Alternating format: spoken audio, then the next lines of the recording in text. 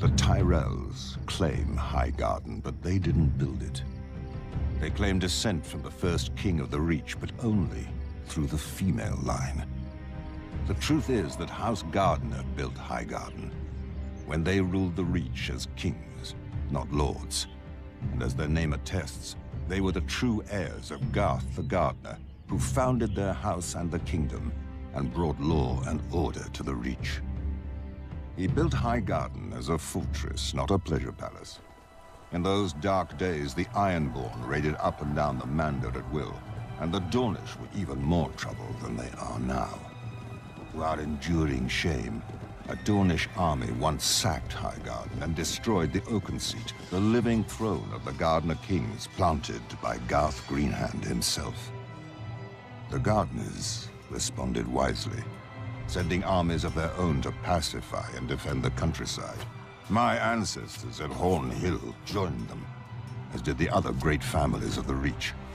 Even House Tyrell yielded without a fight, choosing marriage into House Gardner over a war that would weaken us against outsiders.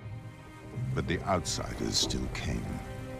The Andals swept across Westeros, destroying many ancient families and kingdoms.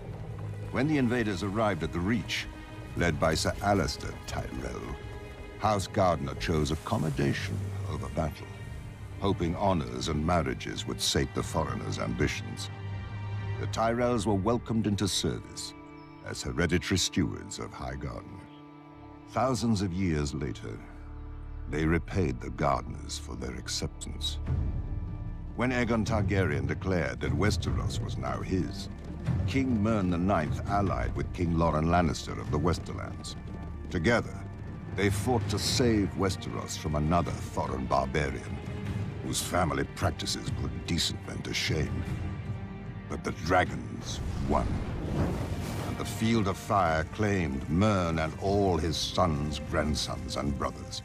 Instead of using the castle for what it was built to do, Harlan Tyrell surrendered it to Aegon without a fight. In exchange, Harlan was given the castle his family had served for thousands of years, with all its attendant lands and lords, including my family. Perhaps the Tyrells were great once, but Harlan gave away their honor when he opened gates that weren't his to open, and to a foreign invader. Ever since, there hasn't been a Lord Tyrell who wasn't a mockery of the title. Women rule that house. Everybody knows it. And look what it's wrought. Their proper lord, heir, and queen, dead, leaving only a shrunken old woman who forgets her loyalties to the realm, either in grief or dotage. But her thorns won't protect her more than any other rose when the hand comes to rip them out.